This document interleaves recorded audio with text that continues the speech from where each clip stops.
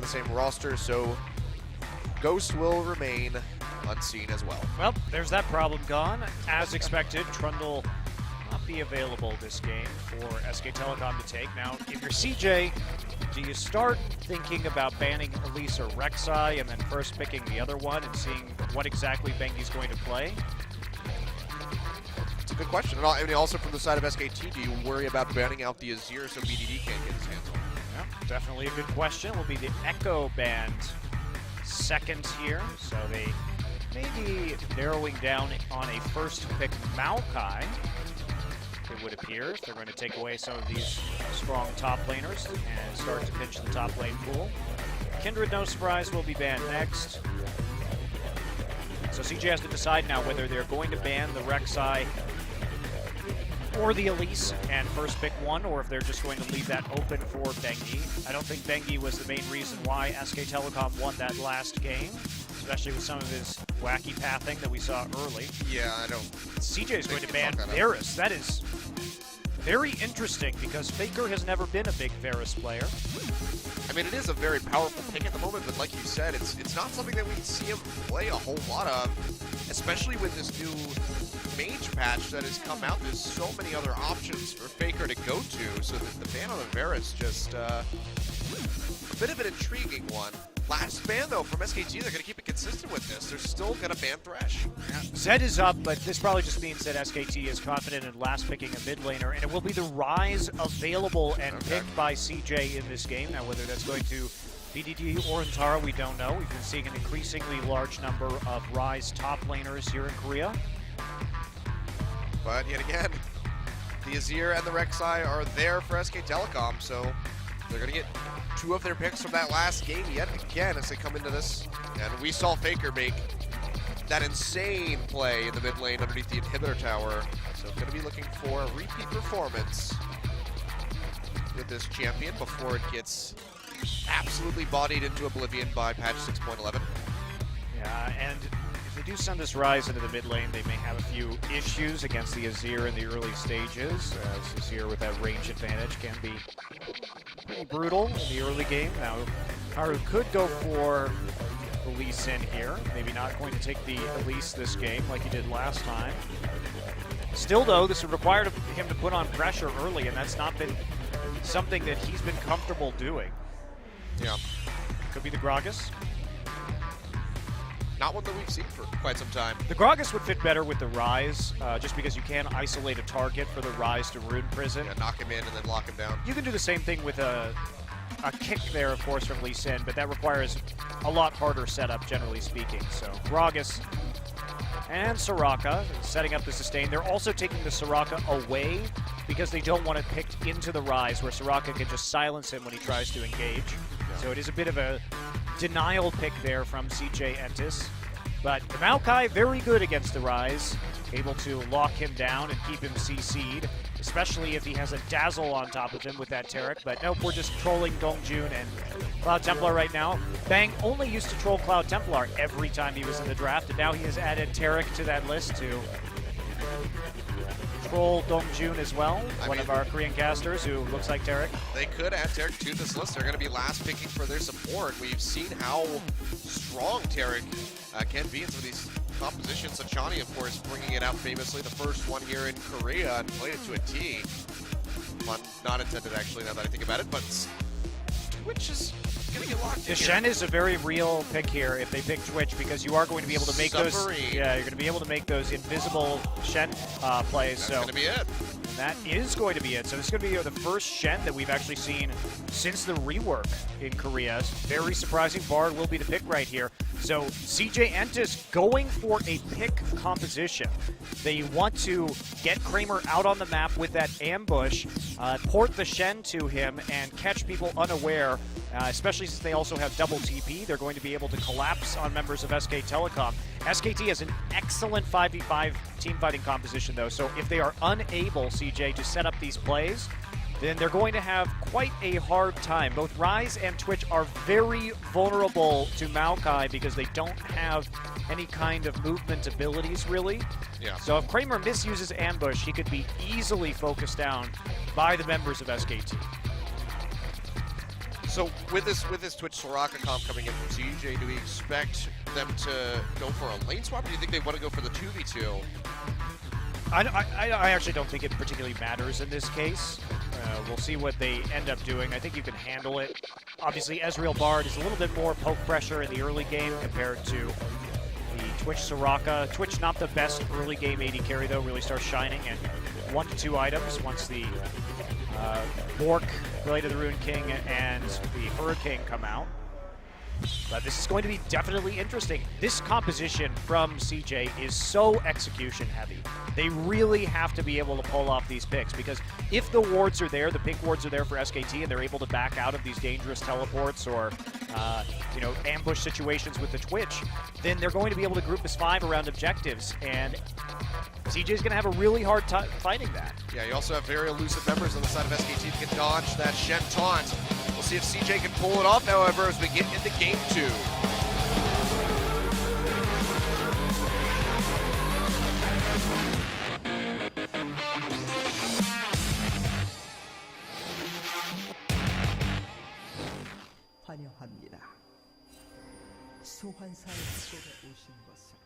All right, here we go, on to the Rift. For game 2 here, SKT looking to close out with a 2-0. So, coming in, the new Shen. Still pretty poor wave clear on that Shen overall, so we may see Duke applying some pressure early if we do end up with the standard lanes. And see what is going to happen here in the early stages of this game. Bang, throwing a ward in the brush. Kramer there going back, isn't going to be able to kill it. Faker is waiting in the Dragon Pit at the moment, not going to be able to find a way in. Yeah, they can't win these trades early. Yeah, they're just going to find a good amount of damage here on a Bad Life, and Kramer chunking him down. Bang takes a little bit, but he'll be pretty well off for the time being. I believe it's an Ocean Drake to start. Didn't quite get my eyes on it, but I'm pretty sure that's what it is. I was watching the action the down scuffle. the scuffle, the kerfuffle, if you will. There's Bang and Kramer on the screen right now. And we are going to see this start here. Looks like nothing too out of the ordinary in terms of Keystone Masteries, pretty standard stuff. Yep, Grom for SKT and the Krugs for CJ's bot lane, so should have similar level 2 timings as well. But we're going to see this Shen versus Maokai matchup. Yeah, so CJ struggling a bit in the early phase here. Both have ways to interrupt those teleports up to the top side, so they do have to be careful about where they're trying to channel those so they don't get interrupted. Doran's shield first, actually, for Zara here. Just looking for that extra little bit of sustain in the early parts of this game. You can see really a whole lot he's going to be able to do to stop Maokai from Arcane smashing these waves in early. And CJ has to be careful that they don't lose a lot of their towers, because the further they have to extend, the harder it is for their pick comp to operate properly, but they have some pretty rough lanes to deal with when it comes to the first few minutes before that first shop. Yeah. Tara's going to have to get... The problem with this matchup, I feel, for Shen, is that Shen really needs the Sunfire Cape to be able to wave clear effectively against the Maokai. But Maokai is going to have to build a cowl first, which is really going to delay his ability to keep SKTelecom from pushing down his turrets. Might be a bit of an issue. Speaking of issues, Haro finding himself with a couple issues in the way of Bengi and Wolf as they go in, harassing the threat buff. The Smite, of course, not available for the Rek'Sai, though.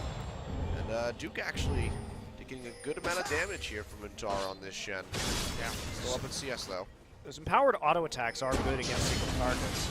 Yeah, you can see that right there as he's just shredding through Duke's HP, knocks away with the Arcane Smash. Intara does not want to pursue with that flash. We get locked up by the Twisted Advance, so just gonna go ahead and win that trade and let Duke back and force him to use that teleport. Yeah, there's no doubt that Shen can be a good duelist in the early game, considering he does get those extra damage on his autos. Yep.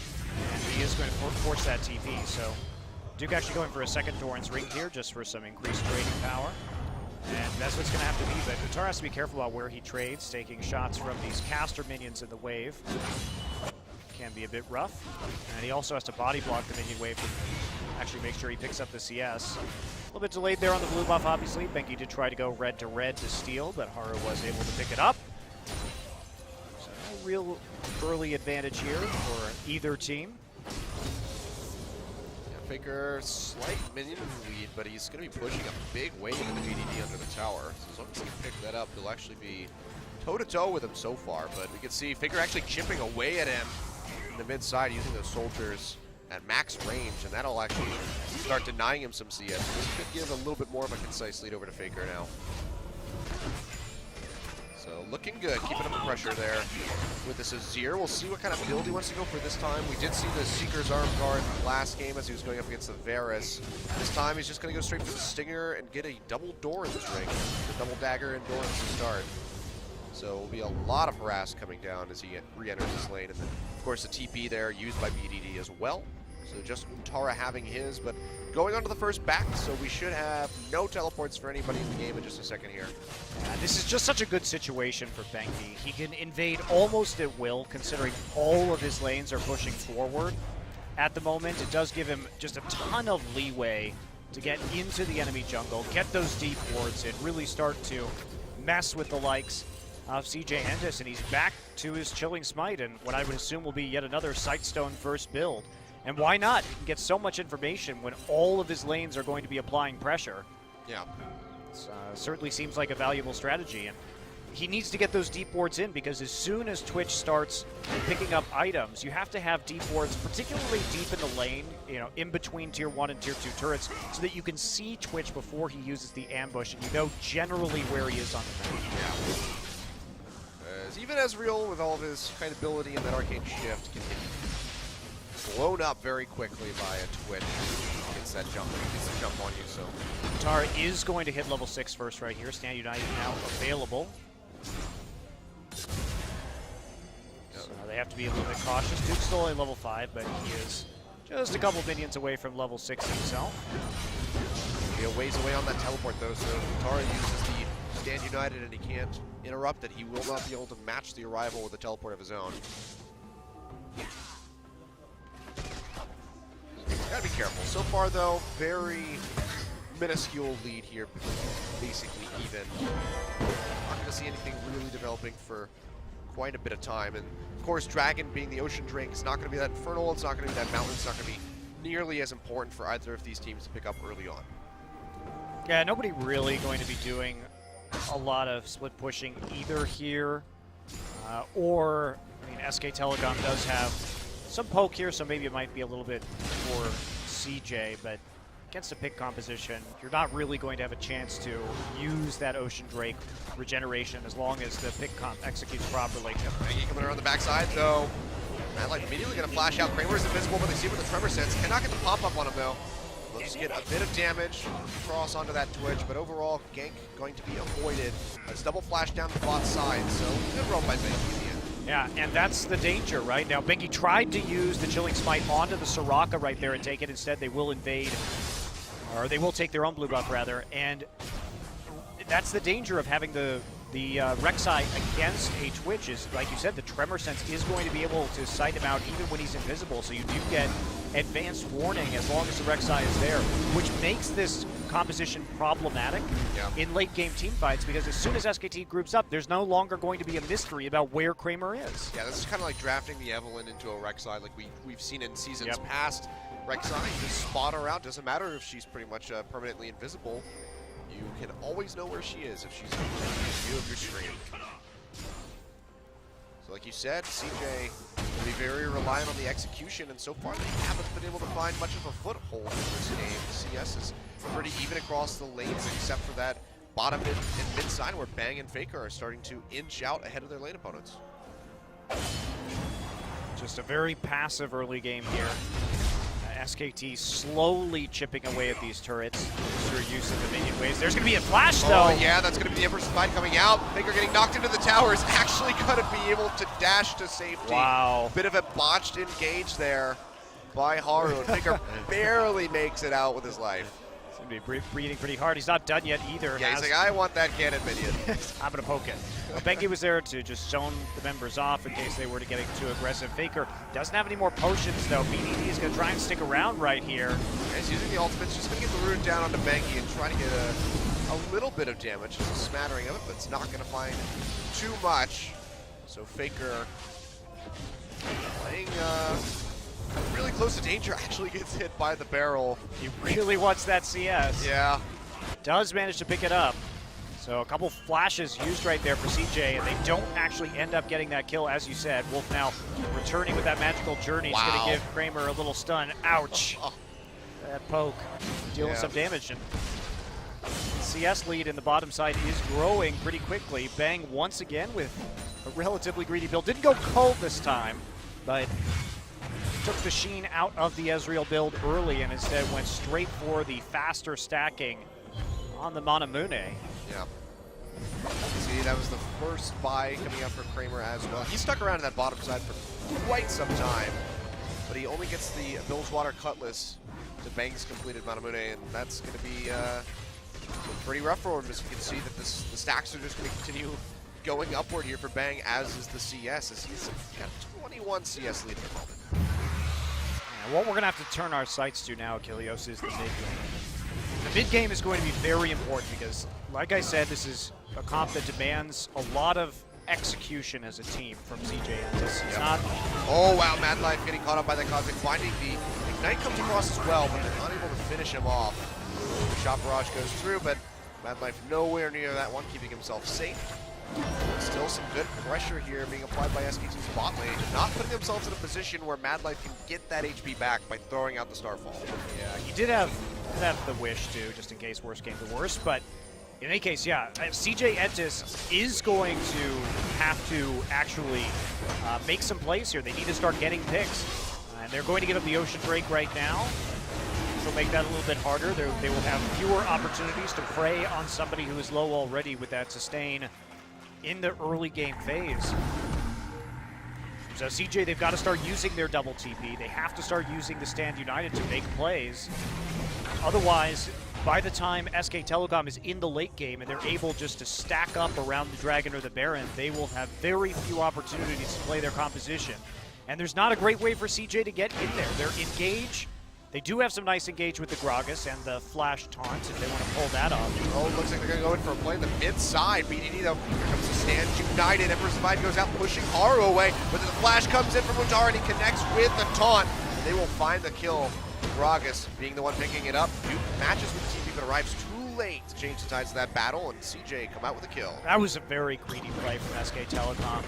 You knew the Stand United was up already, and you try to make a fancy play going very deep in the lane when they can still bring that Shen in, and even though the Maokai was able to teleport, just couldn't quite get there fast enough. And the Rek'Sai just not going to be dealing any kind of damage with this build. He did go for the Cinderhulk first in this game instead. So obviously going to help out just a little bit more, but not a whole lot compared to that Sightstone. Still though, a lot of issues and ultimately an overextension from SKTelecom. Yeah, so basically just even up the gold off that first blood pick.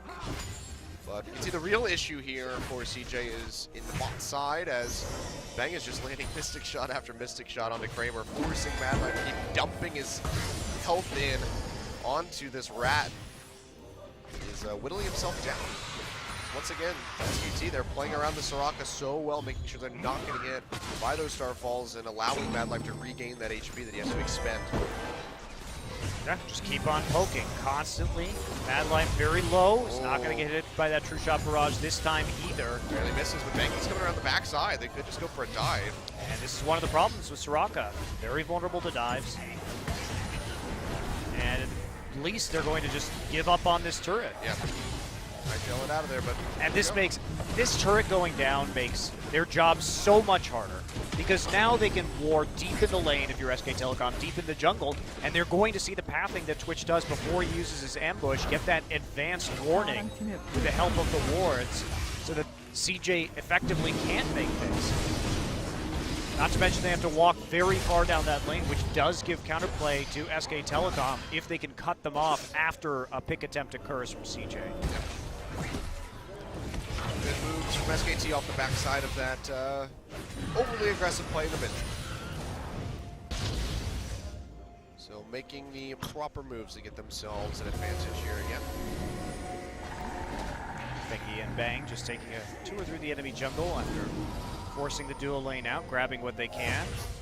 Bang does have to change his mind about that pink board, considering Faker is back underneath the turret, not in a place to help right now. And Shen ult back up again. We'll have to watch out for that one. Duke still a ways away from having that TP available, so if Untara uses the stand united, will not be able to match. He's also got his teleport coming up now in just about 3 seconds, so Untara's going to have a double global advantage over top of this Maokai, so Duke going to have to play really intelligently about when he's going to leave that lane. And CJ has to make this work. This is the do or die moment for them. If they can't start to make plays, get picks, take objectives afterwards, they're really not going to be able to stick in this game, because every single time beyond that, SKT will simply sit at the dragon, avoid conflict. Oh, here we go. Speaking of conflict, Faker taking a hell of a lot of damage. Once again, has to flash away. The Emperor's Divide not doing anything to knock PDD out. And we're right back to him, you know, wanting to stick around and get these minions. This time it's going to be considerably easier for him to do. But still, just the slightest consistency in your positioning, and BDD is just looking to jump on top of it. Well, BDD also had to use his flash there, so trading flash for flash. But what this does mean is that in the future, Faker is far more gankable against the mass CC that CJ has, including the flash still on Haru. Oh. Wow. Never fit from Wolf, not going to connect. Now Benki going in, trying to defend this blue buff. Both smites are available. If they fight over, it's going to be Benki coming out on top. Definitely going to be happy with taking that away from Faker, though, considering the increased for pressure sure. that they can't put on the mid lane, rather, now that the blue buff is gone and unable to be used to continue to push forward in that lane.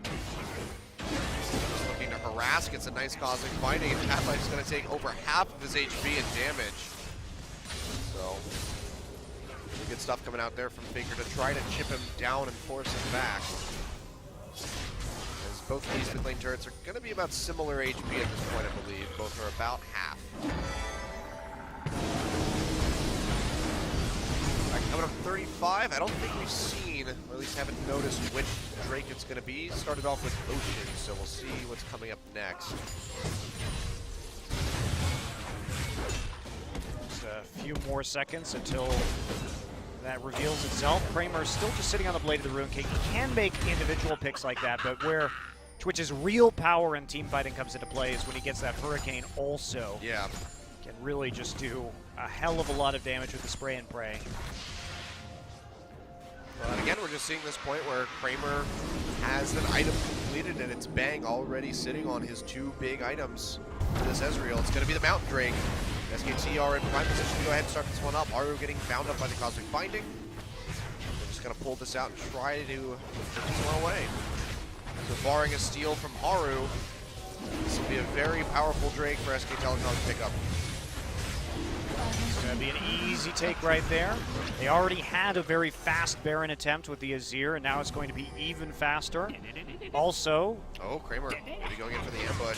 Has the ward, but... Oh my, just nothing. I mean, Bang just easily escaping that situation, and now the siege going to be very look powerful. at Wolf taking a ton of damage, though. Has to heal himself up with that W. So, you know, maybe show a little bit more respect to that Rise in the mid side. Almost finds that kill in a 1v3 scenario. Yeah, but we're looking at these towers, Achilleos, in the mid and the top lane, and the chip damage has been real. This is the result of 18 minutes of pressure and minion waves just constantly taking their toll on the turrets. So CJ needs to start making plays. They're trying to, but they have to exit through the tri-brush. Benki is there alongside Bang. He's going to tap him. He has gone for the Aegis of the Legion first to mitigate some of that AoE magic damage that Rise could be putting out. Yeah, so not seeing that Sight Stone second item coming out for him. Well, actually, it was, you know, pretty much his first item because he didn't even finish the Cinder Hulk the first time around. But going for that much more defensive build, as you said. Haru trying to find the engage onto Wolf and Bengi, but just unable to do so. Looks like it's just going to be a group up 4-man mid as they try to finish off this turret. But Faker is just not letting that happen, as just continually chips down Mad Life. Yeah, I'm really curious how CJ is going to play some of these team fights, because there is an option here for them to set down the Spirit's Refuge around the Twitch, so you can basically shield him up with the ultimate from Shen, get into the fight, then cause the dodge effect from the Spirit's Refuge, so maybe that will lead to some sort of full channel ultimate, which could be quite devastating, actually. Could be certainly. Again, hard to pull off, though, and that's really the concern, is whether CJ has the teamwork to make this composition work. Yeah. See, though, 3-man push onto this mid turret. It's already chunked out. Now with Drake in tow. Haru trying to go in, but just going to find a truckload of damage. Getting hammered into his face. So the chipping will continue from both sides. Pretty much, except for maybe the bottom and mid, you know, that top turret's standing pretty strong there for SKTelecom. I couldn't tell if he stole that. Yeah, Faker got the blue. Okay. So it was a takeaway there, and they're going to move into the top side right now, right as the Shen recalls. So using this opportunity, if they're just playing around the turrets that are still available in this outer ring. SKT concentrating their pressure in the mid and the top lane at the moment. Bengi gets a vision in. That'll be another easy turret. SKTelecom starting to build a substantial gold lead here. They can just go for the Baron again right now, honestly, if they wanted to. Yeah, they probably could. There's no vision. The recall came through from BDD and Haru. They actually could just take it away, but they're not going to go for it this time. Going for the Bard ultimate, but it's not going to connect on a Kramer, so Flash will be down on that Twitch. This might be the time for them. They are starting to group up right now. They don't want to put more pressure onto the mid lane. Nope, they're going to try and gank Untara. Yeah, going in for it. He dashes away already, uses the flash as well, but Duke still connects with that twisted advance. Emperor's Divide for good measure. BDD going to try to come up here with that teleport. Untara is just absolutely getting devastated. BDD shows up, but keep fighting off a little bit more than he can chew. He's going to have to peel back immediately. And with that big front line down inside of CJ, SKT are able to move around the map pretty freely. Looks like Bengi wants to go in on the offensive. Jumps in onto Haru, but with Bang not there as he rotates over to this mid side, they're just going to peel back, pick up some of these more objectives. Yeah, and that's what you should go for. Just take the turret right now. Don't be particularly concerned. You need to be able to push those minion waves out to safely secure the Baron, because now that they have the mid and the top down, they'll be able to push the waves up, get the deeper wards into the topside jungle, and then retreat back and play a better vision game, where CJ will have to face check, and because of the Rek'Sai and the Tremor Sense, they're not going to be able to scout very easily with the Twitch. Yep. And now, also, we saw that last play that Untara was shoved out of his dodge field by the Emperor's Divide, which is a big threat. And if you need that ability to keep the Twitch safe in the late game, while he just stands there and does a full channel ultimate, you may not find it so easy when Faker is quite capable of pushing you off it, or the Tempered Fate just comes in, you know, whatever. See the ambush coming out, but they're going to get spotted by that Scrying Orb, so Bang going to keep himself pretty safe. Don't know if he can keep that turret alive, however. Does have the True Shot Barrage to throw out on the wave. He's actually just going to be really aggressive with Haru, but the arrival of BDD means that, never mind, they're just going to back off. I thought maybe they'd go for something, but they're not.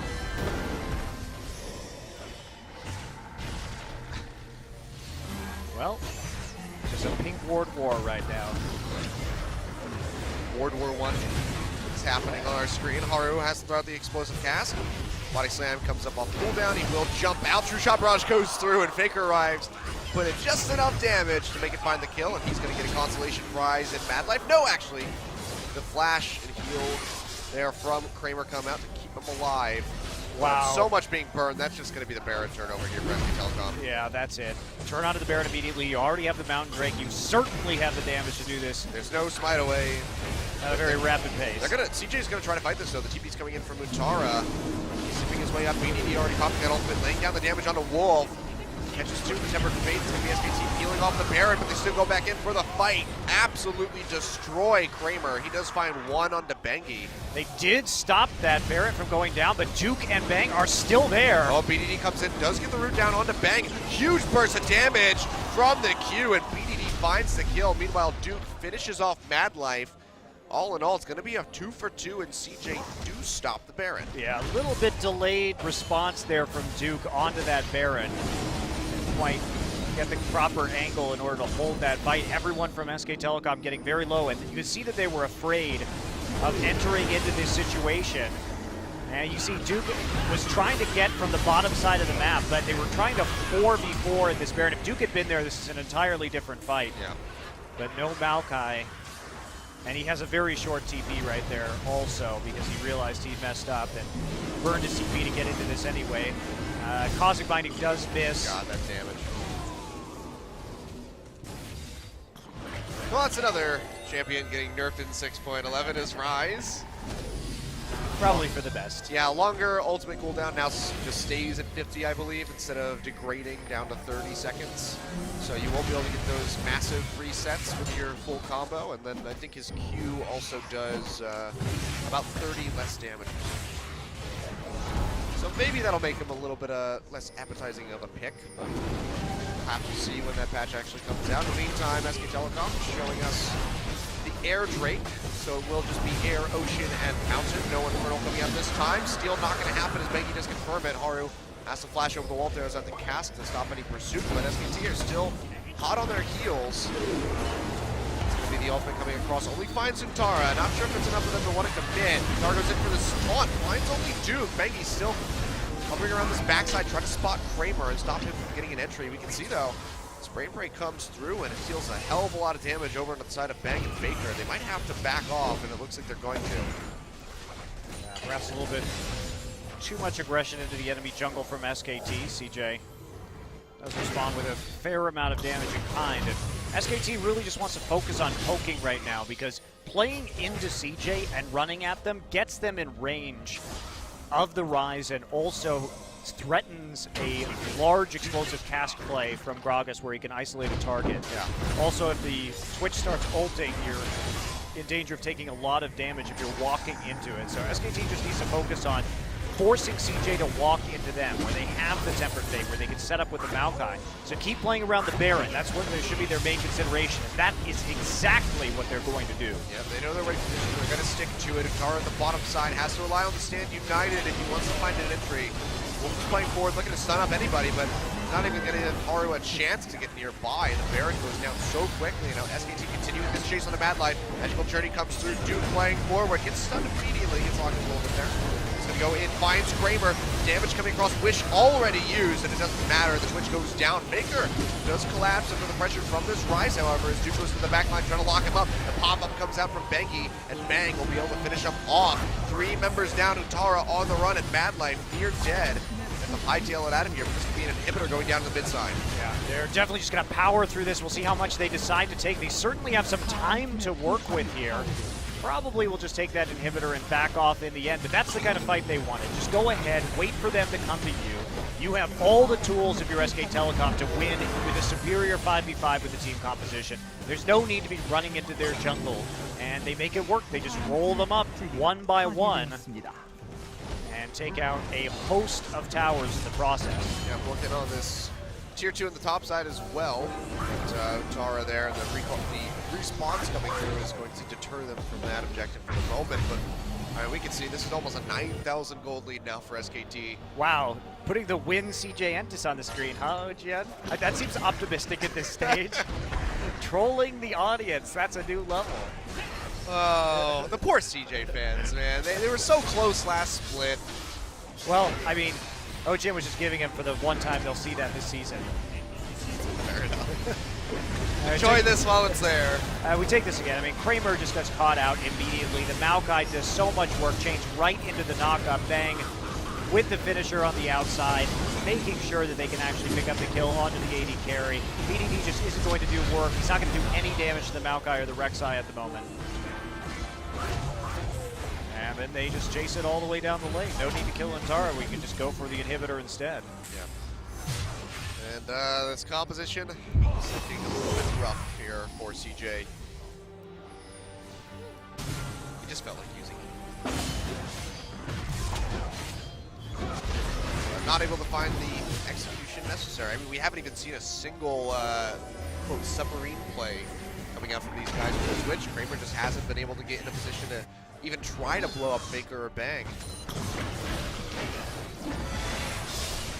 And now this rather irresistible push occurring from SKT. They're doing the right thing alongside Bengi, just pushing him off the turret. They've got to go deal with that super minion push in the mid lane eventually. A very effective Baron buff from SKTelecom, just taking so many towers off that one buff. Yeah, the super groups are pushing it on the mid side as well, just creating that much more pressure here for CJ to deal with. You can see that they're just crumbling underneath it as the second inhibitor does go down. See how long SKT wants to stick around and hope for. Looks like they're just going to go ahead and heal back.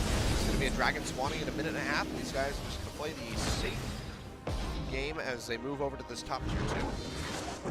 Just take the last outer or inner turret rather remaining on this map. Why not? Bang will grab a red buff in the process. Dot your I's, cross your T's. In a macro sense, go ahead and take every advantage that we can. Even though the Baron buff's out right now, CJ has their hands full elsewhere on the map. I mean, they still have Mountain Drake, so what more do you need when it comes to taking structures? They really should go back right now. There's not, they have so much gold that in their pockets that hasn't been turned into items that this is actually a fight they might lose. Oh, they get Baker. Nice bar ultimate comes out, saving 2 members, but he's going to have to flash out to the backside immediately. Bengi goes in pretty deep and is taking a lot of damage from this turret. Duke goes in, locks up with Tara, but he's still a very tanky Shen. They try to whittle him down. Looks like Bang might have the damage. Wolf is going to find the kill credit with the rest of the team in tow. And now the Super Creep wave pushing in on the mid side. The tanky front line from CJ gone. They're just going to win the game here at 30.5 minutes. Wow. So they have all of this unspent gold, but they're still able to take that team fight playing aggressively on the dive, and they keep on going. Yeah, Bengi will go down. Kramer finds the kill, and Faker's low as well. They might not be able to finish here. All right, it was a bridge too far in the end. Yeah. Couldn't actually finish the game. They should go back and spend this money. There is no reason to continue on with this fight. You have 2 inhibitors down. They're down to 1 Nexus turret. Play the safe game, spend your money so you have more of an advantage, because regardless of how far behind CJ is, they still have this Rise and this Twitch who are going to be doing work if you give them a chance to kite you underneath the turret. Yeah. You can see though on the way out, Bang and Wolf is going to rotate over and take their second Ocean Drake, so 4th straight Dragon, and I mean, I don't even think we're really going to hit a point where we see that Elder Drake, Monty. We're not. We're not Achilleos. It's going to be over well before that. 2 minutes until the next Baron, if it's even necessary right now. But CJ, again, they showed that they really can't operate these compositions properly. And SKTelecom, they did what they should have done, which was get the early chip damage down onto the turrets. Use their laning advantages to turn them into objectives in the outer ring of turrets, and then control vision and play the Baron game from there, which is what they should have done. CJ never really had an opportunity to set up picks, but I think that what's more damning about this situation is that they didn't even really try. The kill they got in the mid lane onto Faker for First Blood was a reactive play based on what Faker was doing. We see very few proactive early game moves from CJ Entus, and you have to, if you're going to play this Shen double TP Twitch team composition, you have to make plays in the mid game. That is your playground. That is where you are the strongest. So back to the drawing board for CJ after this game, it seems. Whether or not that includes some roster swaps the next time we see them, we have to wait and find out, because right now it doesn't look like this one's working out so well for them. Maybe time to give Ghost a try on the AD carry role. I mean, it's hard to say that because Kramer is very good mechanically, but there's something about his play that just seems to slow down the game, and he's not the guy I would put on a Twitch. The guy who wants to make those mid-game plays is not Kramer. Yeah. See, though, they're going to go for the submarine play here, but Man United's just going to get a full channel, and they can't find a way in for the taunt, so Zard is backing off after taking some chip damage. Haru as well, whittled down to about half HP. Faker with a Sazir here is doing so much work. It's going to be the inhibitor going down to the top side. They'll rotate over, finish off the mid yet again. And this is what I mean. That Stand United did absolutely nothing. CJ plays so scared.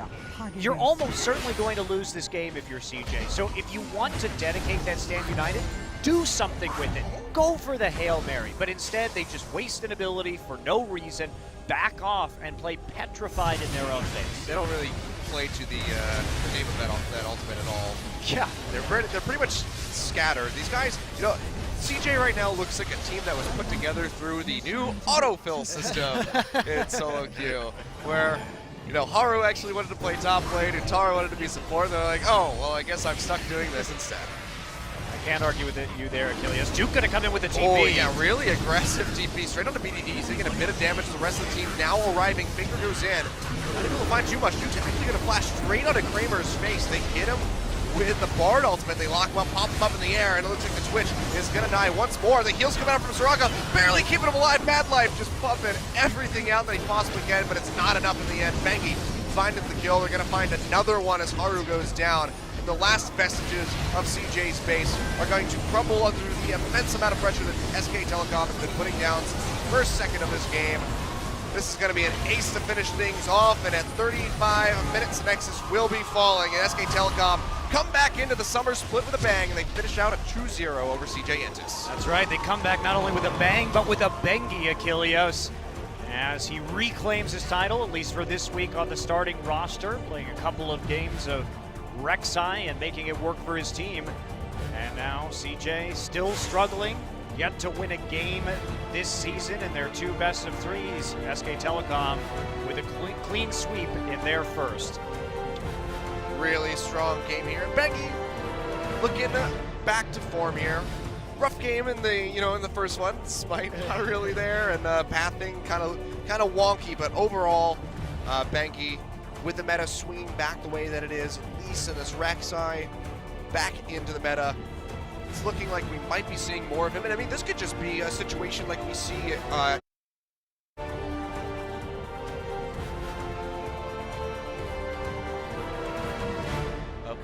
there we go. Lost audio for a second. I was going to say this could be a situation that we see with AHQ where they swap out their mid laners depending on the side, get that side advantage, and then you can swap Blank and Bengi in freely depending on the game that you're playing. But you can see right there, the damage to champions from Bang is absolutely through the roof, getting about 36,000 damage that time around. 1,000 DPM, not too bad. Not too bad. Yeah. Not too shabby for an Ezreal. Right up there with Crown. Well, but yeah, CJ looking kind of dejected here, and you can't really blame him. A 0-4 start for the summer split, not a good way. We expected so much for these guys once BDD turned 17. I mean, especially after that 6-match win streak that they had in the spring split during round 2. It was looking so promising, and like they actually could have made it to the playoffs, but this is not their meta, Achilles. Yeah. This is not their meta. Might not even be their game. You see your MVP is, of course, a Bang, who played one hell of an Ezreal, as he always does. 92% kill contribution rating, 6-1-7. So he will net himself his first bit of MVP points coming in. And he absolutely deserved that. We saw his 1,000 damage per minute performance right there, and certainly saved a lot of those team fights, even after some, I would say, misplays from his teammates caused them to die pretty early on in that one. But Bang has never been afraid about playing aggressively, the aggressive arcane shifts onto Ezreal to pump out that damage in the front line, and having confidence that his teammates are simply going to peel for him. Right here, he targets down Kramer with the help of Duke and Bengi on the side. See, not a lot of hope right there. Bengi does get the final blow. Yeah, and Bang just continually walks away with multiple kills in these fights. Triple right there. He'll try to chase down Antara, but I mean, what more can you say? I mean, CJ Entus just completely fumbling under the pressure, and SKT not really missing a beat since MSI. Yeah, this last engage was a little bit sloppy right there. They did have to use the Bard ultimate just to keep Maokai alive for a little bit longer, and Faker died very early on. Again, they over-pursued and potentially gave CJ a window back into this game when realistically they didn't have any business being there with so many inhibitors down, but they were 14,000 gold ahead in the end, and it didn't really matter. They played overly zealous in the late stages of this game, still quite easily able to pick up the ace. Yep. And Bang picks up the MVP. So Bang and Duke going to be the first two members of SKTelecom coming out with those MVP points, getting themselves on the board, which I think is still led by Hachani right now. It is, with 200. Yeah, 200. But we have an interview with our MVPs. We're going to throw over to Kevin for the translation. Thank you very much, guys, for such a wonderful cast today. And now we have an interview with SKTelecom T1, who is finally back to LCK for summer season. Please a round of applause for them. So for Duke and Bang, congratulations. How are you feeling right now? It was our first game. Not the first game of LCK season, but first game for the SKTelecom T1. So very relieved right now to win the first game. So Bang with your Bangzreal. But you're always playing Ezreal right now. Are you kind of bored with it? Yeah, I'm already bored with it a year ago. So I'm not much of about trying to find fun in the Ezreal, just trying to play a good champion.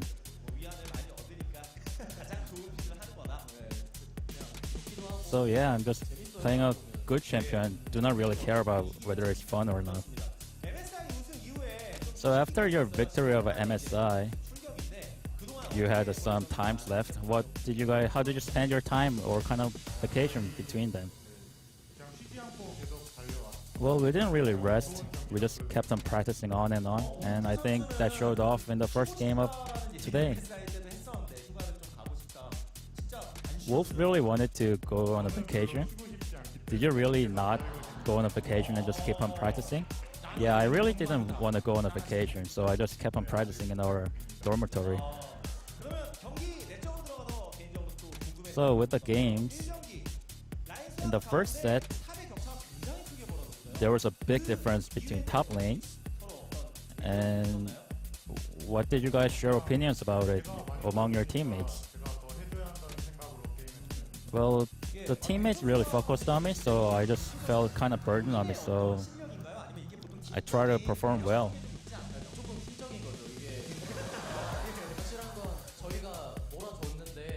Yeah, it's all about team fight because, when our teammates kind of focus on specific player, and if the person who is being focused on do not perform well, the teammates don't really seem to kind of get upset about if we don't perform well.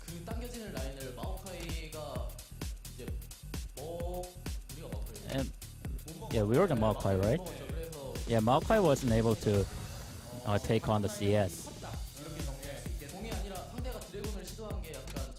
And I'd say the opponents going for Dragon was kind of their mistake, and from that, our team was able to kind of take advantage over them.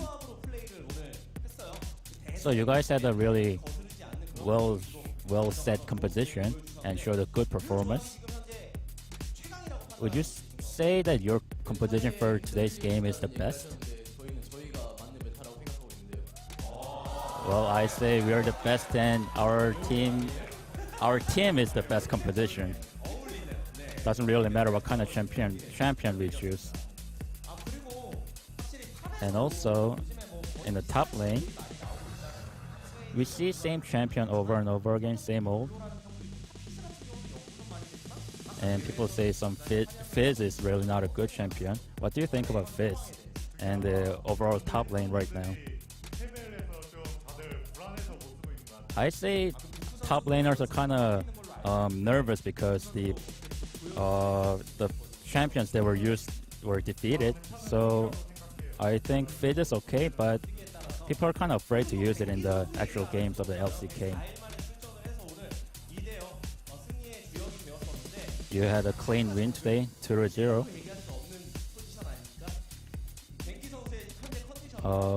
What do you think about Bengi's condition right now, and with your teamwork between Bengi and yourself? Rek'Sai got really buffed, and the meta kind of suits Bengi right now. So I say he's a good player right now. So the coaches kind of decided that Blank was, inferior compared to Bengi for the current meta. Yeah, I say so. When we take a look at our interview with the coaching staff, and they always say the SKT is the weakest team. What do you guys think about this? Well, they didn't tell us like how they're going to interview. And well, we didn't have a game last week, but we kept on practicing on and on. And among our practice between other teams, we never lost. But we didn't kind of like beat them to really much, just kind of close game when we were practicing. So I'd say our coaches are kind of satisfied if we just beat them with a big difference in the practice games. Yeah, we won, but I'd say coaches are rather disappointed with our games. So we'll take a look with Trundle in set 1. An important scene is where Ezreal finished off the Baron.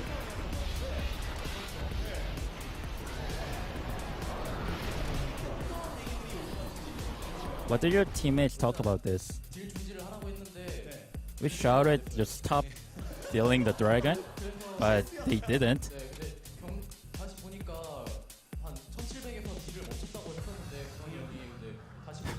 People say we stopped the deal at 1,700, but well, if you take a look at it right now, it hasn't stopped.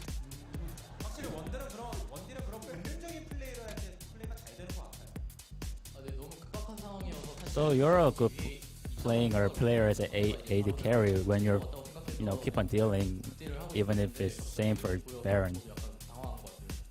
So I was kind of, nervous when playing the AD carry and fighting the Baron. So yeah, I was kind of nervous. What do you think about top Shen? After Shen was remade, and people said Shen was really a bad champion, so I didn't really play the champion. I didn't know how he changed. I didn't know his skill at all. So how was it actually facing him when you didn't know his skills?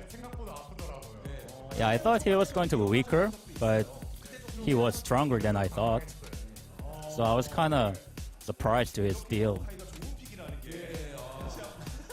So we can see your Maokai was a really good pick against Shen.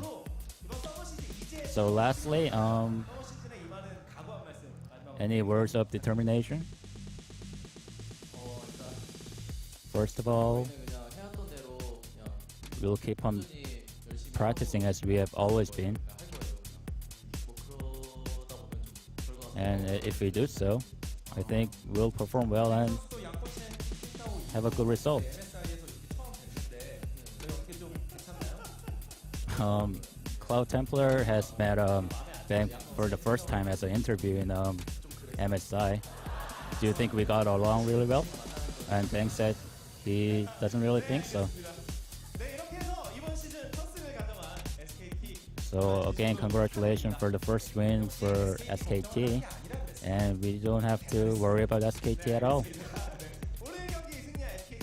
So I guess that's it for the interview, and back to you guys for the wrap-up of today's game. Thank you very much, Kevin. And yeah, looks like we might not have to worry about SKT very much. Then again, going up against CJ, so it's got a little bit of a... There are a couple things There's here. some discrepancies to be fleshed out in that situation. But overall, SKT showing up strong, finding a 2-0 victory here. We didn't really expect much else from this.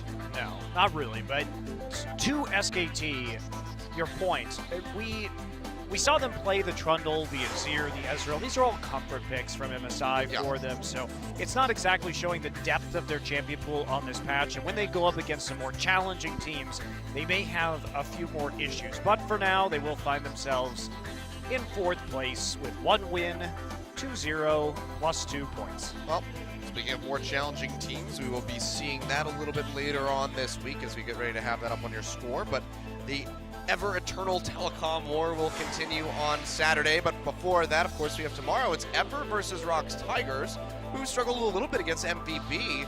But at the same time, that's going to be a very fun best of 3. Oh, Both yeah. these teams are very aggressive. Rocks Tigers looked like they were kicking things into gear again the other day. Ever faltered a little bit, but at least the skirmishing should be quite entertaining. And Samsung has just been on fire to start this season. Yeah, absolutely. Should have a relatively easy time against MVP, but I am excited about that Loken versus Prey matchup tomorrow. But then, of course, Telecom War coming up on Saturday, KT Rolster versus SKT1. We'll follow that up with CJ Entus versus Africa Freaks, a team that maybe CJ could find a little bit more success against. Yeah, possibly. It just depends. Africa, again, started out this season looking pretty good and then sort of fell apart in their second best of 3. Yeah. It's a little bit more inconsistency there, just like we saw from the very young team in Ever. But I'm really intrigued by this Rocks Ever matchup because just these teams, both of them love to play this very aggressive early game skirmish style. Bless versus Peanut should be another very interesting matchup, considering that Bless has proven to be quite a strong and forceful, we'll say, early game jungler, which is very similar to Peanut. So it should be just quite an interesting match across the board. I'm curious whether Kuro will be coming back or whether they're going to stick with Cry. I was going to say there's some implications with the changes coming to champions such as Azir in 6.11. We could see Kuro kind of make a resurgence for the team or continued interesting play from Cry. We'll see what happens when we do check those guys out tomorrow. But thank you guys for tuning in tonight. I'm Achilles, that's Monty. He'll be back tomorrow with Doa, and we will see you then for more LCK summer action.